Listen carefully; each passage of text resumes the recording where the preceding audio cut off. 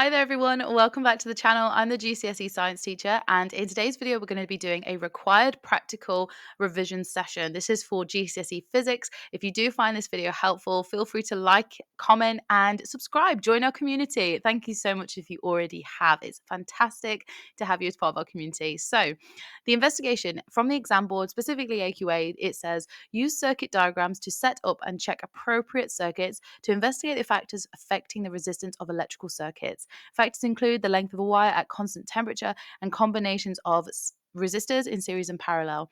Now, I'm going to be focusing on the first factor where we're looking at the length of a wire, and this one is a bit more commonly done, especially in lessons. But you obviously can check combinations of resistors, which is kind of a bit more straightforward if you just add different resistors in series and parallel. That's also a version of this you can do. If you would like that version being a whole video in itself, let me know and I will create that for you. But essentially, this kind of aim looks quite complicated, looks quite convoluted. All it means is we're changing the distance of a wire and seeing how resistance is affected. We are keeping the temperature the same, so that's our control variable. Now, if you're thinking to yourself, what on earth is resistance? What is current? What is voltage? There's too many words in this topic. I can't remember them all. I did do a video about this. I'll link it for you. But just as a recap, resistance is essentially the obstruction of flow of charge or current. It prevents current from flowing as easily as it would. Current is the charged electrons that are flowing within the wire. Remember that metals contain a delocalized electron C. Essentially, those electrons are able to move throughout the wire.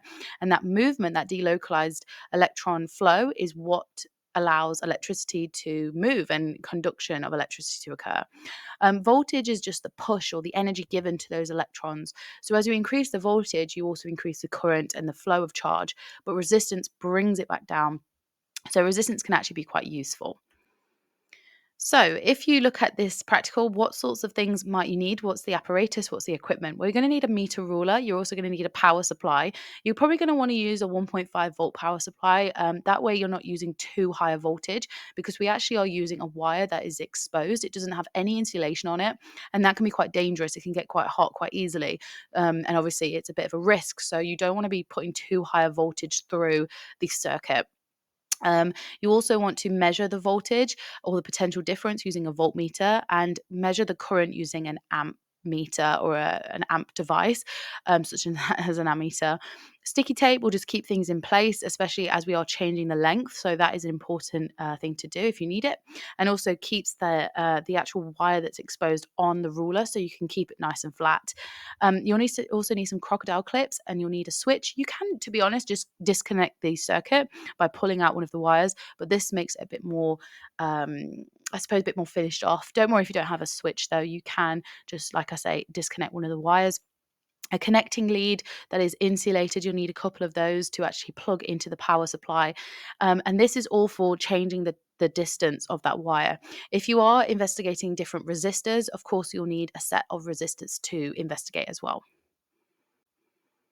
So the method then, looking at this terrible circuit diagram that I've drawn for you, don't judge me. I've done my best. The ammeter is connected in series. The voltmeter is connected in a parallel way.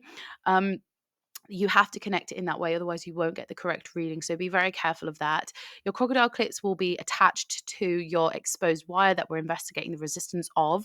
And the sticky tape, like I said, will keep that wire stuck to the meter ruler. One of the things I've noticed a lot of students do, they will kind of move the wire because it's a bendy material. And students, for whatever reason, like to move it. If you are trying to do this as accurately as possible, do ensure that those wires are nice and straight, nice and thinly spread across the meter ruler, because any bumps or kinks in the wire will actually affect how accurate your measurement is. So try and get it as nice and flat and as flush to the meter ruler as you can. You obviously want to first off build the circuit. So the circuit diagram looks like this. So once you've built it, you connect the crocodile clips to the resistance wire at 100 centimeters distance, so the full length of the meter ruler. You then want to record your readings on the ammeter and the voltmeter and write that in a table.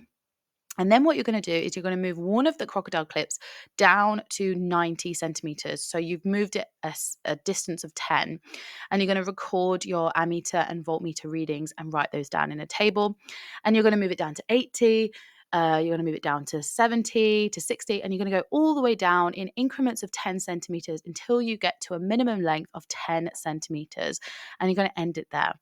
That way, you have a full set of readings for your current and for your potential difference. And then you can calculate your resistance of the wire.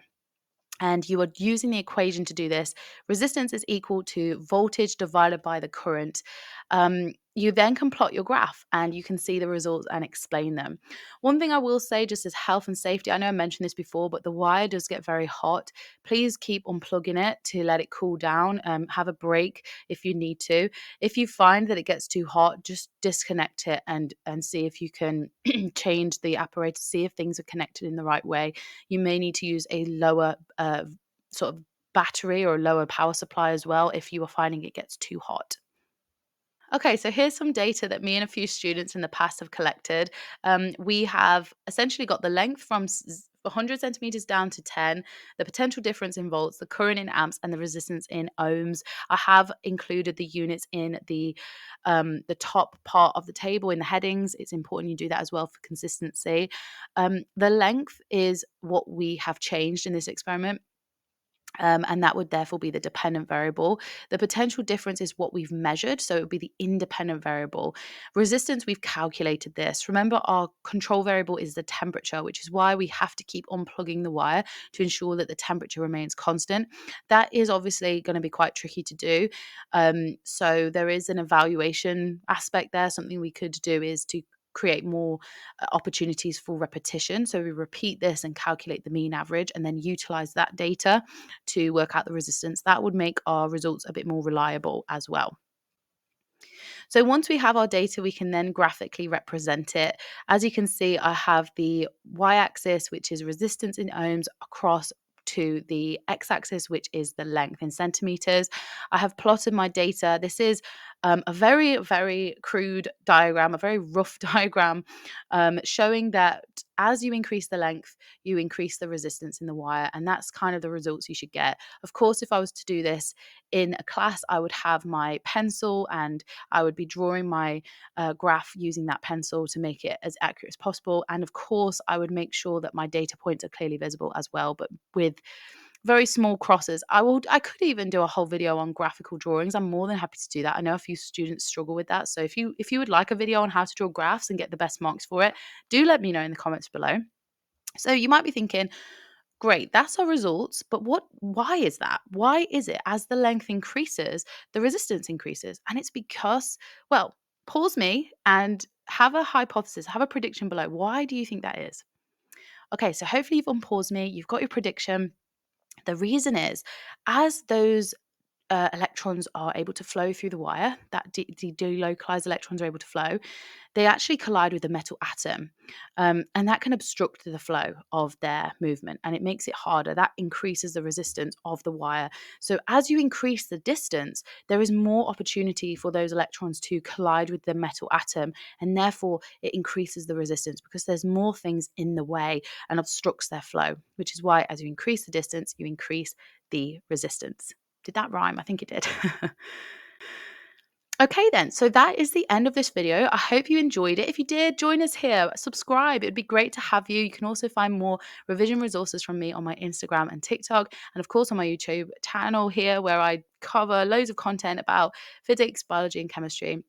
Thank you so much for watching. I've been the GCSE science teacher and you have been curious. Have a great day and I'll catch you in the next one. Bye.